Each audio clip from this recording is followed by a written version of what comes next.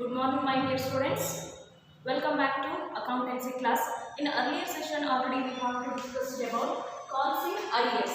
So next concept is calls in advances. So last class ಅಲ್ಲಿ calls in arrears ಅಂತ ನೋಡಿದ್ವಿ. So calls in arrears ಅಂತ ಅಂದ್ರೆ ಏನಾದರೂ ಶೇರ್ ಕ್ಯಾಪಿಟಲ್ ಅಮೌಂಟಿಗೆ ಬರಬೇಕಾಗಿರೋ ಅಮೌಂಟ್ ಬಂದಿಲ್ಲ ಅಂದರೆ ಶೇರ್ಸ್ ಅಮೌಂಟ್ ರಿಸೀವ್ಡ್ ಆಗಿಲ್ಲ ಅಂದರೆ ಅದನ್ನ ಏನಂತ ಕರೀತಾರೆ ಕಾಲ್ಸ್ ಇನ್ ಅರಿಯರ್ಸ್ ಅಂತ ಹೇಳ್ತಾರೆ. A shareholder fail to pay at the time allotment stage money or calls money ಮತ್ತೆ allotment stage money ಏನಾದರೂ ಕೊಡೋದ್ರಲ್ಲಿ ಫೇಲ್ಯೂರ್ ಆದರೆ ಸೊ ಅದನ್ನ ಏನಂತ ಕರೀತಾರೆ ಕಾಲ್ಸ್ ಇನ್ ಅರಿಯರ್ಸ್ ಅಂತ ಹೇಳ್ತಾರೆ. So next concept is calls in advances. So calls in advances means a shareholder pay calls money in advance due to made a call. So call ಆಗೋಕ್ಕಿಂತ before ಅಲ್ಲಿ ಏನು ಮಾಡ್ತಾರೆ amount ಅನ್ನ payment ಮಾಡ್ತಾರೆ. ಯಾರು shareholder ಶೇರ್ಸ್ಗಳನ್ನು ತಗೊಂಡಿರುವಂಥ shareholder ಕಂಪ್ನಿಯವರಿಗೆ ಅಡ್ವಾನ್ಸ್ ಆಗಿ ಮನಿಯನ್ನು ಪೇಮೆಂಟ್ ಮಾಡಿದರೆ ಅದನ್ನೇನಂತ ಕರೀತಾರೆ ಕಾಲ್ಸ್ ಇನ್ ಅಡ್ವಾನ್ಸಸ್ ಅಂತ ಹೇಳ್ತಾರೆ. And amount received by shareholder before calls are made.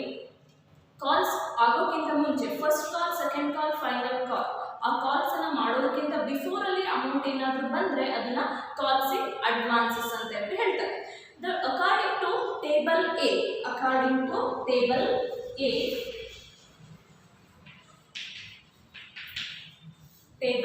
A, of the Companies Acts provide the payment of interest on calls in advances at the rate of not exceeding 6%. So calls in advances ಆಗಿ ಬಂದಿರುವಂಥ amount ಮೇಲೆ ಏನು ಮಾಡಬೇಕು 6% ಅಷ್ಟು interest ರೇಟನ್ನು payment ಮಾಡಬೇಕು. ಯಾರು ಕಂಪನಿಯವರು share ಹೋಲ್ಡರ್ಗೆ ಕೊಡಬೇಕು.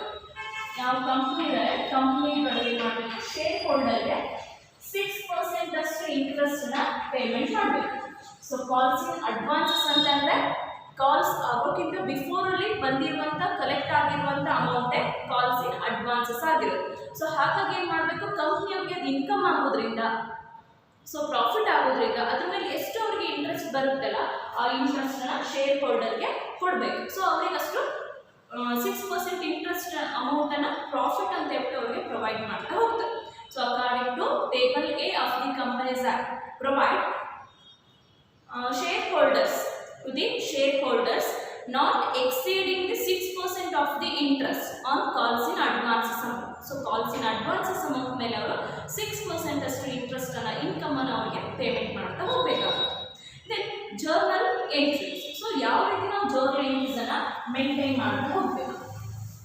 So before that so calls in advances it is treated as current liabilities item. So current liabilities item ಅಂತ ಏನು ಮಾಡ್ತೀವಿ ಇದನ್ನ ಕರೀತಾ ಹೋಗ್ತೀವಿ. ಸೊ ಕರೆಂಟ್ ಲಯಬಿಲಿಟಿ ಆಗಿರೋದ್ರಿಂದ it is taken under balance sheet under the head of the equity and liabilities. So it is taken under equity and liabilities. So calls in advances it is a current liability. So it is taken under equity and liabilities on the balance sheet. So balance sheet liabilities ಹೆಡಲ್ಲಿ equity and liabilities ಹೆಡಲ್ಲಿ ಈ calls in advances ಅಮೌಂಟನ್ನು record ಮಾಡ್ತಾ ಹೋಗ್ತೀವಿ. Then journal entries. So journal entries first one is for recording amount calls received in advances. So advance agi first journal entry received journal entry. So received ಅಂತ ಹೇಳಿದಾಗ already ನಿಮಗೆ ಗೊತ್ತಿದೆ bank account ಅಂತ ಹೇಳಿ ಬರುತ್ತೆ. ಹಾಗಾಗಿ ಇನ್ನು ಕೂಡ ನಾವು bank account data to calls in advances account ಅಂತ ಹೇಳಿ ಎಂಟ್ರಿ ಮಾಡಬೇಕು. Bank account data to calls in advances account. It's for received calls in advances amount. So calls in advances amount and received ತಗೊಂಡಿದ್ದಕ್ಕೆ first journal entry bank account data to calls in advances account. Then second journal entry for calls in advances adjustment with calls account.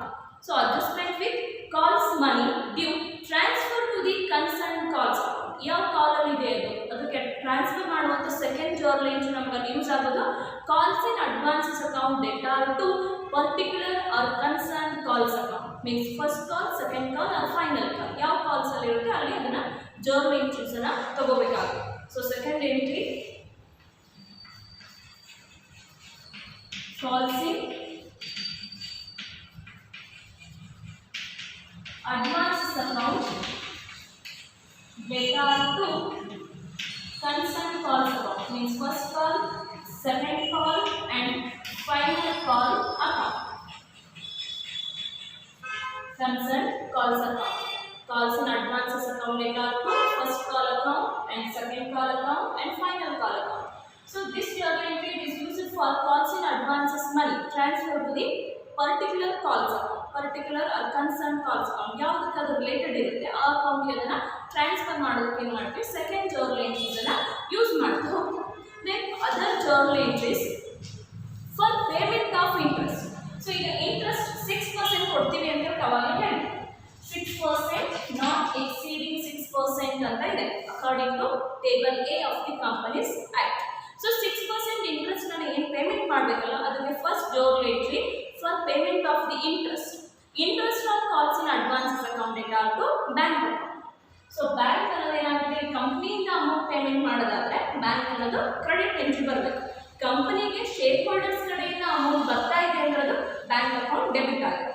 So ಇಲ್ಲಿ bank account ಇಂದ banker ಗಿವರ್ ಆಗ್ತಾ ಇರೋದ್ರಿಂದ ಎಂಟ್ರಿಯಲ್ಲಿ interest on calls in advances account data to bank account. It's for interest payment entry, interest payment journal entry. Third one, interest on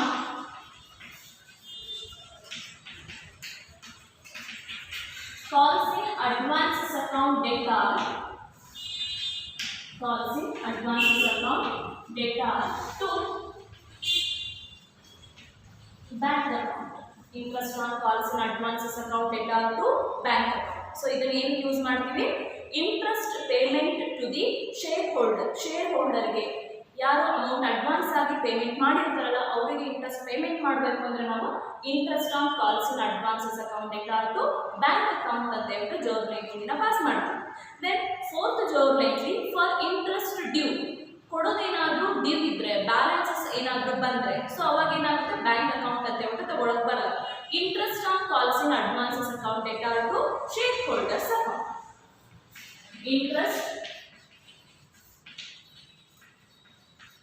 due journal entry. So interest due means balances ಕೊಡೋದಿನ ಬಾಕಿ ಇರುತ್ತೆ.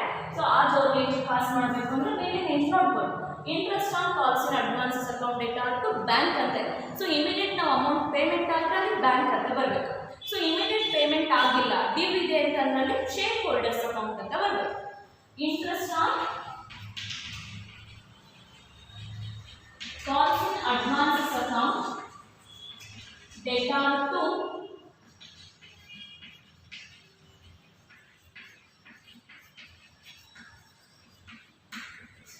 shareholders account. This journal entry is used for interest due entry. So interest balance ಇದೆ ಇನ್ನು ಕೊಡೋದಿನ due ಇದೆ. So due ಇದ್ದಾಗ journal entry ನಾವಲ್ಲಿ interest on calls in advances account data to shareholders account. Then last one, so ಇದರಲ್ಲಿ second journal entry ಬರುತ್ತೆ fourth one ಅಲ್ಲಿ for interest paid journal. So interest paid ಅಂತ ಹೇಳಿದಾಗ so interest ಯಾರಿಗೆ ಕೊಡ್ತೀವಿ ನಾವು ಶೇರ್ ಹೋಲ್ಡರ್ಸ್ಗೆ ಕೊಡ್ತೀವಿ. ಸೊ ಶೇರ್ ಹೋಲ್ಡರ್ಸ್ ರಿಸೀವರ್ ಆಗ್ತಾರೆ, ಬ್ಯಾಂಕಿನ ಅಮೌಂಟ್ ಹೋಗೋದ್ರಿಂದ ಬ್ಯಾಂಕರ್ ಗಿವರ್ ಆಗ್ತಾರೆ. ಸೊ ಎಂಟ್ರಿಯಲ್ಲಿ interest payment journal entry shareholders debtor to bank. So number first and number second. Point number A interest due journal entry, point number B interest payment journal entry. So interest payment ಅಂತ ಹೇಳಿದಾಗ ಇಲ್ಲಿ ನಾವು ಅಮೌಂಟನ್ನು payment ಮಾಡಬೇಕಾಗಿದ್ದು ಶೇರ್ ಹೋಲ್ಡರ್ಸ್ಗೆ. So shareholders receiver ಆಗೋದ್ರಿಂದ shareholders account data to bank account.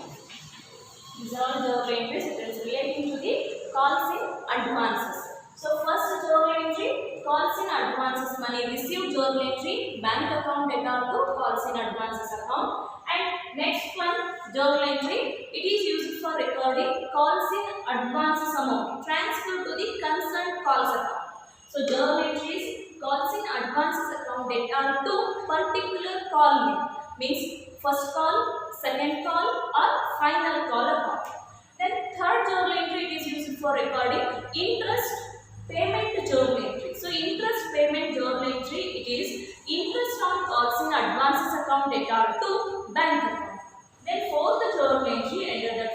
1 interest due journal entry. Due means balances journal entry.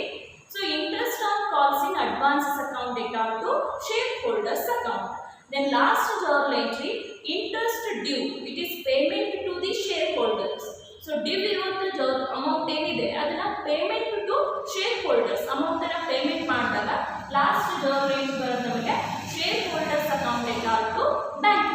These are all the main important journal entries on calls in advances. So calls in advances ಮೇಲೆ ನಿಮಗೆ ಏನಾದರೂ 2 marks ಅಲ್ಲಿ journal entry ಬರೀ ಅಂತ ಕೇಳಿದ್ರೆ ಯಾವುದು ಕೇಳ್ತಾರೆ ಅದನ್ನ ನೀವು ಅಟೆಂಡ್ ಮಾಡಬೇಕಾಗುತ್ತೆ.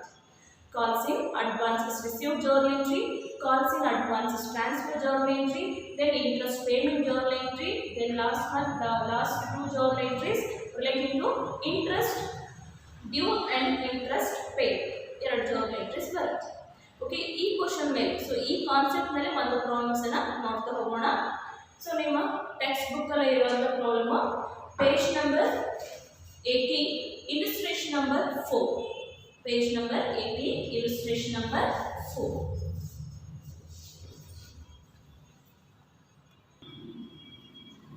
Okay, illustration number 4, page number 18. So your textbook ಏನಿದೆ, so textbook question ಇದು page number 18 ಅಲ್ಲಿದೆ. NCERT textbook ಏನಿದೆ ಸೆಕೆಂಡ್ ಪ್ಯೂದು, ಸೊ ಆ ಪಾರ್ಟ್ ಅಲ್ಲಿ ಕೊಟ್ಟಿರುವಂತ ಕ್ವಶನ್ illustration number 4. ಸೊ ಯಾವ ಕಡೆ ಬುಕ್ ಇದೆ ನೋಡ್ಕೊಂಡು ಬರ್ಕೊಳ್ಳಿ, ಬುಕ್ಸ್ ಇಲ್ಲ ಅನ್ನೋದು ಈ ಬೋರ್ಡ್ ಮೇಲೆ ಕ್ವಶನ್ ಇದೆ ನೋಡ್ಕೊಂಡು ಬರ್ಕೊಳ್ಳಿ. ಸೊ ಕ್ವಶನ್ ಅಲ್ಲಿ ಏನೇನು ಕೊಟ್ಟಿದ್ದಾರೆ ಅಂತ ನೋಡ್ತಾ ಹೋಗೋಣ. Konica limited registered with an authorised equity shares, authorised equity capital shares ಕೊಟ್ಟಿಲ್ಲ ಡೈರೆಕ್ಟ್ ಅವರು, ಟೋಟಲ್ ಕ್ಯಾಪಿಟಲ್ ಅಮೌಂಟ್ ಕೊಟ್ಟಿದ್ದಾರೆ. Equity capital of rupees 2 lakh divided into 2000 shares of rupees 100 each. So total ಕಂಪನಿಯಲ್ಲಿ ಇರುವಂತ ಕ್ಯಾಪಿಟಲ್ ಅಮೌಂಟ್ 2 lakh ಇದೆ. So ಅವ್ರು ಏನ್ ಮಾಡಿದ್ದಾರೆ, shares ಗೆ ಕನ್ವರ್ಟ್ ಮಾಡಿಬಿಟ್ಟು ಶೇರ್ಸ್ ಅನ್ನ ಇಶ್ಯೂ ಮಾಡ್ತಾ ಹೋಗಿದ್ದಾರೆ. ಸೊ 2 lakh ಇರುವಂತ ಟೋಟಲ್ ಕ್ಯಾಪಿಟಲ್ ಅಮೌಂಟ್ ಅನ್ನ ಒಂದು ಶೇರ್ಸ್ ಗೆ 100 rupees ಆಗಿ ಕೊಟ್ಟಾಗ 0000 ಕ್ಯಾನ್ಸಲ್ ಮಾಡಿ ಇನ್ನು ಉಳಿದ ಏನಾಗುತ್ತೆ, ಇದು ನಂಬರ್ ಆಫ್ ಶೇರ್ಸ್ ಆಗುತ್ತೆ. So total equity capital amount 2 lakh ಇದೆ. ಸೊ ಅವರು ಇಶ್ಯೂ ಮಾಡ್ತಿರುವಂತ ಪ್ರೈಸ್ 100 rupees ಇದೆ. ಸೊ 100 ಇಂದ ಡಿವೈಡ್ ಮಾಡಿಕೊಂಡ್ರೆ ನಂಬರ್ ಆಫ್ ಶೇರ್ಸ್ ನಮಗೆ 2000 ನಂಬರ್ ಆಫ್ ಶೇರ್ಸ್ ಬರುತ್ತೆ. 2 lakh divided by 100 is equal to 2000 shares. So 2 lakh divided into 2000 shares of rupees 100 each issued for subscription of 1000 shares. So but our public ಗೆ issue ಮಾಡ್ತಿರುವಂತ number of shares ಎಷ್ಟಿದೆ, 1000 shares ಇದೆ. So total ಅವ್ರ ಕಡೆ ಇರೋದು 2000 shares ಇದೆ. Public ಗೆ ಅವರಿಗೆ issue ಮಾಡ್ತಾ ಇರುವಂತ ಶೇರ್ಸ್ ಎಷ್ಟಿದೆ, 1000 ಶೇರ್ಸ್ ಇದೆ. ಸೊ ಹಾಗಾಗಿ ನಾವು ಈ ಕ್ಯಾಲ್ಕುಲೇಷನ್ ಅಲ್ಲಿ ಅವ್ರು ಎಷ್ಟು ಇಶ್ಯೂ ಮಾಡ್ತಾರಲ್ಲ ಅಷ್ಟೇ ಶೇರ್ಸ್ ಅನ್ನ ಎಂಟ್ರಿ ಮಾಡಬೇಕು. 1000 ಶೇರ್ಸ್ ಗೆ ನಾವು ಕ್ಯಾಲ್ಕುಲೇಷನ್ ಅನ್ನ ಮಾಡ್ತಾ ಹೋಗ್ಬೇಕು. Payable at rupees 25 on application stage rupees 25, then rupees 30 on allotment, then rupees 20 on first call. So first application ಇದೆ, second one allotment ಇದೆ, next first call. 25 rupees, 30 rupees and 20 rupees. And the balance as and when required. ಇನ್ನ balance ಏನು ಬರುತ್ತೆ ಅದು ನಮಗೆ required ಇದ್ರೆ ಮಾತ್ರ ಆ ಎಂಟ್ರೀಸ್ ಅನ್ನ ಪಾಸ್ ಮಾಡಬೇಕು. ದೆನ್ ಅದರ್ ಪ್ರಾಬ್ಲಮ್ಸ್ ಅಲ್ಲಿ ಏನೇನು ಕೊಟ್ಟಿದ್ರೆ ಅದ್ರ ಮೇಲೆ ಡಿಪೆಂಡ್ ಆಗಿರುತ್ತೆ. ಸೊ ಇನ್ನ ಬ್ಯಾಲೆನ್ಸ್ ಬರುತ್ತೆ ನಮ್ಮಲ್ಲಿ 25 rupees ಬ್ಯಾಲೆನ್ಸ್ ಇದೆ. ಸೊ ಆ 25 rupees ಸೆಕೆಂಡ್ ಆ್ಯಂಡ್ ಫೈನಲ್ ಕಾಲ್ ಅಂತ ಹೇಳ್ಬಿಟ್ಟು ರಿಕ್ವೈರ್ಡ್ ಇದ್ರೆ ಮಾತ್ರ ಎಂಟ್ರಿ ಪಾಸ್ ಮಾಡಬೇಕು. ರಿಕ್ವೈರ್ಮೆಂಟ್ ಇಲ್ಲ ಅಂದರೆ ಫಸ್ಟ್ ಕಾಲ್ವರೆಗೂ ಅಷ್ಟೇ ನಾವು ಜರ್ನಲ್ ಎಂಟ್ರೀಸನ್ನು ಮೇಂಟೈನ್ ಮಾಡ್ತಾ ಹೋಗಬೇಕು. ಸೊ ನೋಡ್ಕೊಳ್ರಿ, ಅಪ್ಲಿಕೇಶನ್ 2 ಎಂಟ್ರೀಸ್ ಬರುತ್ತೆ, ಅಲಾಟ್ಮೆಂಟ್ ಅಲ್ಲಿ 2 ಎಂಟ್ರೀಸ್ ಬರುತ್ತೆ, ಫಸ್ಟ್ ಆ್ಯಂಡ್ ಫೈನಲ್ ಕಾಲ್ ಅಲ್ಲಿ 2 ಎಂಟ್ರೀಸ್ ಬರುತ್ತೆ. ಟೋಟಲ್ 6 ಎಂಟ್ರೀಸ್ ಮಾಡಬೇಕು. The balance as and when required, balance ಇರುವಂಥ ಅಮೌಂಟು ಬ್ಯಾಲೆನ್ಸ್ ಕಾಲ್ಸಿಗೆ ಬರುತ್ತೆ. ರಿಕ್ವೈರ್ಡ್ ಇದ್ದರೆ ಮಾತ್ರ ಅದು ಮಾಡ್ತೀವಿ, ಇಲ್ಲಾಂದರೆ ಮಾಡೋದಿಲ್ಲ. ಓಕೆ, ಅಡ್ಜಸ್ಟ್ಮೆಂಟ್ ನೋಡಿ ಏನು ಕೊಟ್ಟಿದೆ. Application money on 1000 shares was duly received. So ಪಬ್ಲಿಕ್ಕಿಗೆ ಅವ್ರು ಇಶ್ಯೂ ಮಾಡ್ತಾ ಇರೋದು 1000 ಇದೆ, ಕಂಪನಿಯಲ್ಲಿ ಇರೋದು 2000 ಶೇರ್ಸ್. ಕಂಪನಿಯಲ್ಲಿ ಇರೋದು ಟೋಟಲ್ಲು 2000 ಶೇರ್ಸ್ ಇದೆ, ಬಟ್ ಅವ್ರು ಪಬ್ಲಿಕ್ಕಿಗೆ ಕೊಡ್ತಾ ಇರುವಂಥ ನಂಬರ್ ಆಫ್ ಶೇರ್ಸ್ ಎಷ್ಟು, 1000 ಶೇರ್ಸ್ ಇದೆ. ಸೊ ಇಲ್ಲಿ 1000 ಶೇರ್ಸ್ ಎಲ್ಲಾನು ಅಪ್ಲಿಕೇಶನ್ ಎಲ್ಲ ರಿಸೀವ್ಡ್ ಆಗಿದೆ. Application money on 1000 shares was duly received.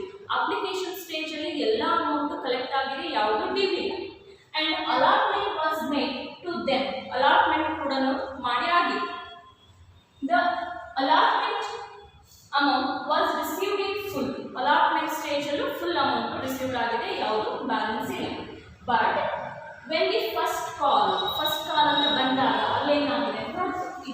Important ಆಗಿ ಬೇಕಾಗುತ್ತೆ. ಸೊ ಫಸ್ಟ್ ಕಾಲಲ್ಲಿ ಕಾಲ್ಸ್ ಇನ್ ಅರಿಯರ್ಸ್ ಆಗಿರ್ಬೋದು ಅವ್ರ ಕಾಲ್ಸ್ ಇನ್ ಅಡ್ವಾನ್ಸಸ್ ಆಗಿರ್ಬೋದು. ಅಮೌಂಟನ್ನ ಶೇರ್ ಹೋಲ್ಡರ್ಸ್ ಏನಾದರೂ ಪೇಮೆಂಟ್ ಮಾಡೋದ್ರಲ್ಲಿ ಫೇಲ್ಯೂರ್ ಆಗಿದ್ರೆ ಕಾಲ್ಸ್ ಇನ್ ಅರಿಯರ್ಸ್ ಅಂತ ಹೇಳ್ತೀವಿ. ಇನ್ ಕೇಸ್ ಶೇರ್ ಹೋಲ್ಡರ್ಸ್ ಏನಾದರೂ ಅಡ್ವಾನ್ಸ್ ಆಗಿ ಅಮೌಂಟ್ ಪೇಮೆಂಟ್ ಮಾಡಿದ್ರೆ ಅದನ್ನ ಕಾಲ್ಸ್ ಇನ್ ಅಡ್ವಾನ್ಸಸ್ ಅಂತ ಹೇಳ್ತೀವಿ.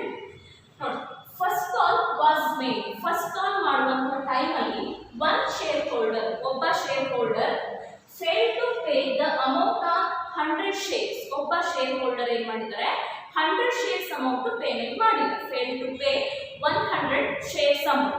100 ಶೇರ್ಸ್ಗೆ ಎಷ್ಟಾಗುತ್ತೆ ಅಮೌಂಟನ್ನು ಪೇಮೆಂಟ್ ಮಾಡಿಲ್ಲ. ಸೊ ಫೇಲ್ ಟು ಪೇ ಅಂತ ಅಂದರೆ ಇದನ್ನೇನಂತ ಹೇಳ್ಬೇಕು ನಾವು, ಫೇಲ್ ಟು ಪೇ ಅಂದರೆ ಇದು ಕಾಲ್ಸ್ ಇನ್ ಅರಿಯರ್ಸ್ ಅಂತ ಹೇಳಬೇಕು. 100 ಶೇರ್ಸ್ ಅಮೌಂಟು ಫಸ್ಟ್ ಕಾಲ್ ಟೈಮಲ್ಲಿ ಬಂದಿಲ್ಲ. ಸೊ ಫಸ್ಟ್ ಕಾಲ್ ಅಂತ ಹೇಳ್ಬಿಟ್ಟು ಏನು ನಾವು ಬ್ಯಾಂಕ್ ಅಕೌಂಟ್ ಡೆಟಾರ್ ಅಂತ ಹೇಳ್ಬಿಟ್ಟು ಮಾಡ್ತೀವಲ್ಲ, ಆ ಟೈಮಲ್ಲಿ ಏನು ಮಾಡಬೇಕಲ್ಲಿ ಕಾಲ್ಸ್ ಇನ್ ಅರಿಯರ್ಸನ್ನು ಸೇರಿಸ್ಬೇಕು. 6ನೇ ಜರ್ನಿ, ಲಾಸ್ಟ್ ಜರ್ನಿ ಬರುತ್ತಲ್ಲ ಅಲ್ಲಿ bank account debtor, calls in arrears account debtor to share first call account ಡೆಟಾ ಮಾಡ್ತೀವಿ. ದೆನ್ ಅದು ಕಂಟಿನ್ಯೂ ಪಾರ್ಟ್ ಏನು 100 ಶೇರ್ಸ್ ಹೆಲ್ಡ್ ಬೈ ಹಿಮ್. ಅವ 100 ಶೇರ್ಸ್ ಅನ್ನು ತಗೊಂಡಿದ್ದ, ಬಟ್ ಅಮೌಂಟನ್ನು ಕೊಡೋದ್ರಲ್ಲಿ ಫೇಲ್ಯೂರ್ ಆಗಿದೆ. Then other part, another shareholder with 50 shares paid the entire amount on his shares. ಇನ್ನೊಬ್ಬ ಶೇರ್ ಹೋಲ್ಡರ್ ಏನು ಮಾಡಿದ್ದಾರೆ, 50 ಶೇರ್ಸ್ಗೆ 50 ಶೇರ್ಸ್ ಅಮೌಂಟ್ ಏನಿದೆ paid the entire amount. Entire means full ಅಮೌಂಟನ್ನು ಅಡ್ವಾನ್ಸ್ ಪೇಮೆಂಟ್ ಮಾಡಿದ್ದಾರೆ. ಸೊ ಅಡ್ವಾನ್ಸ್ ಅಂದಾಗ ಏನಾಗಿರುತ್ತೆ, ಅಪ್ಲಿಕೇಶನ್ ಸ್ಟೇಜಲ್ಲಿ ಅಡ್ವಾನ್ಸ್ ರಿಸೀವ್ಡ್ ಆಗಿರುತ್ತೆ. ಸೊ ಅದು ಫಸ್ಟ್ ಕಾಲಲ್ಲಿ ಬಂದಿರೋದ್ರಿಂದ ಫಸ್ಟ್ ಕಾಲಲ್ಲಿ ಕಾಲ್ಸ್ ಇನ್ ಅಡ್ವಾನ್ಸ್ ಅಂತ ಶೋ ಮಾಡಬೇಕು, ತೋರಿಸ್ಬೇಕು.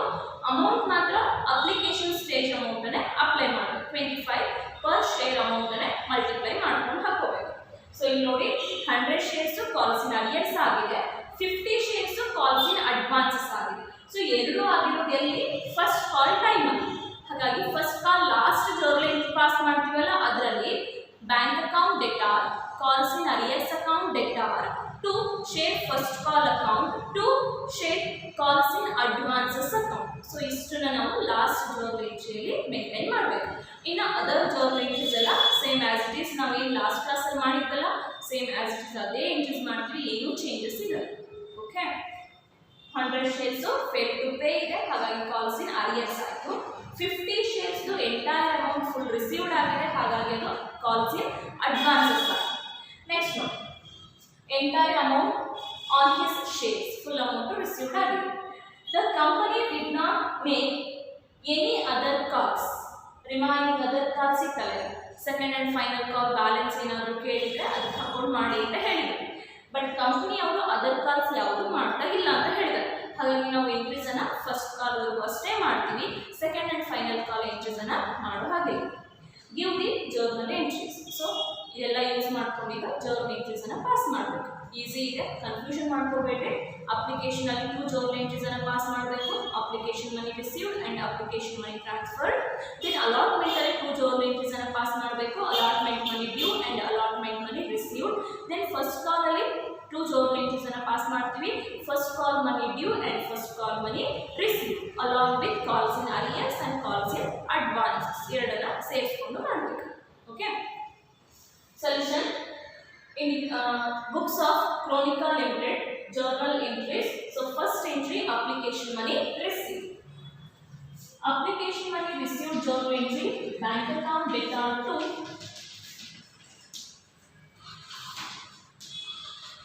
equity share ಅಂತ ಇದೆ. ಸೊ ಇಲ್ಲಿ equity shares ಅಂತ ಹಾಕೋದು. equity share application account, equity share application account. B, application money received, application money received on 1000 shares. So 2000 shares ಇದೆ, ಅದು ಟೋಟಲ್ ಈಕ್ವಿಟಿ ಶೇರ್ಸ್ಗಳು ಕಂಪನಿಯಲ್ಲಿ ಇರೋದು.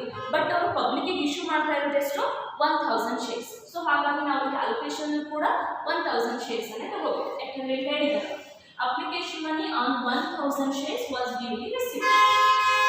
ಅಪ್ಲಿಕೇಶನ್ ಸ್ಟೇಜ್, ಅಲಾಟ್ಮೆಂಟ್ ಸ್ಟೇಜ್ ಎಲ್ಲ ಸ್ಟೇಜಲ್ಲಿ 1000 ಶೇರ್ಸನ್ನೇ ಯೂಸ್ ಮಾಡಿದ್ದಾರೆ, 1000 ಶೇರ್ಸನ್ನೇ ಇಶ್ಯೂ ಮಾಡಿದ್ದಾರೆ. ಹಾಗಾಗಿ 1000 ಶೇರ್ಸ್ಗೆ ನಾವು ಅಮೌಂಟನ್ನು ಎಂಟ್ರೀಸ್ ಪಾಸ್ ಮಾಡಬೇಕು. B, application money received on 1000 shares at rupees 25 each. Application ಸ್ಟೇಜಲ್ಲಿ 25 rupees ಇದೆ.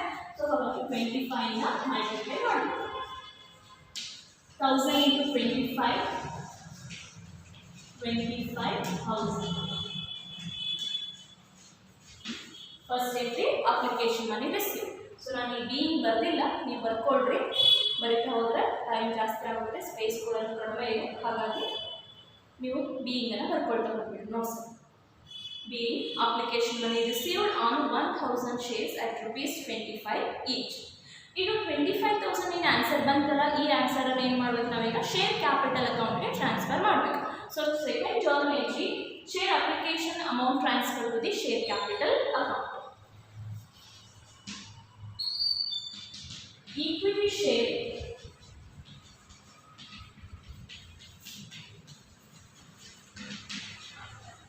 application account data to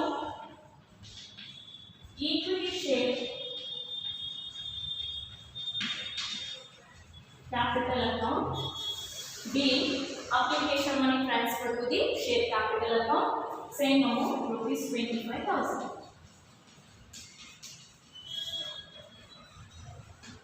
Next, first application stage 2 journal is complete ಆಯಿತು. Then next second stage allotment ಇದೆ. ಸೊ allotment ಅಲ್ಲಿ 2 journal entries ಬರಬೇಕು. So next entry allotment money due journal entry equity share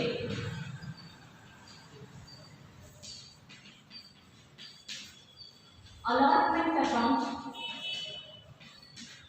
data to equity share capital account. Equity share allotment account data to equity share capital account. Being allotment money due on 1000 shares at ₹30 each. 1000 into 30 rupees. So 1000 into 30, 30,000.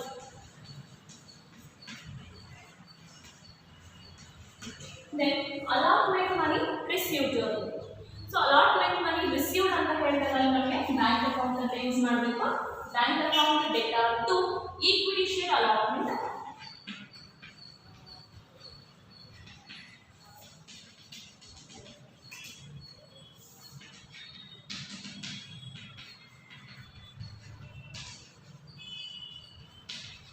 B allotment money received.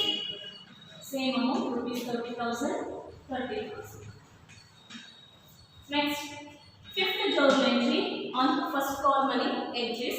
So first call money ಅಲ್ಲಿ 2 journal entries ಅನ್ನು pass ಮಾಡ್ತೀವಿ. First call money due journal entry equity share first call account data to equity share capital account. Being first call money due on 1000 shares at ₹20 each. At ₹20 each. So 1000 into 20 rupees, total 20,000. So ಇಲ್ಲಿವರೆಗೂ ಏನೋ difficult journal entries ಇಲ್ಲ, same ನಾವು ಏನು ಮಾಡಿದ್ವಿ ಅದೇ journal entries ಆಯಿತು. So ಈ last journal ಎಂಟ್ರಿಯಲ್ಲಿ ಏನಾಗಿದೆ, calls in arrears, calls in advances first call ಸ್ಟೇಜಲ್ಲಿ ಆಗಿದೆ ಅಂತ ಕ್ವಶನ್ ಕೊಟ್ಟಿದ್ದಾರೆ. ಸೊ ಫಸ್ಟ್ ಕಾಲ್ ಸ್ಟೇಜಲ್ಲಿ calls in arrears, calls in advances ಇರೋದ್ರಿಂದ ಲಾಸ್ಟ್ ರಿಸೀವ್ಡ್ ಜರ್ನಲ್ ಎಂಟ್ರಿಯಲ್ಲಿ ಅದೆರಡನ್ನ ಶೋ ಮಾಡಬೇಕು. So last journal entry bank account data. So normal ಈಗ first call ಮನಿ received ಅಂತ ಹೇಳಿದ್ರೆ ಜರ್ನಲ್ ಎಂಟ್ರಿ ಏನು ಬರ್ತಿತ್ತಲ್ಲಿ bank account data to share first call ಅಂತ ಮಾಡ್ತೀವಿ. So ಇದರಲ್ಲಿ ಕಾಲ್ಸ್ ಇನ್ ಅರಿಯರ್ಸ್ ಅಂತ ಇರೋದ್ರಿಂದ ಡೆಬಿಟ್ ಮಾಡಬೇಕು, ಕಾಲ್ಸ್ ಇನ್ ಅಡ್ವಾನ್ಸಸ್ ಅಂತ ಇರೋದ್ರಿಂದ ಕ್ರೆಡಿಟ್ ಎಂಟ್ರಿ ಪಾಸ್ ಮಾಡಬೇಕು.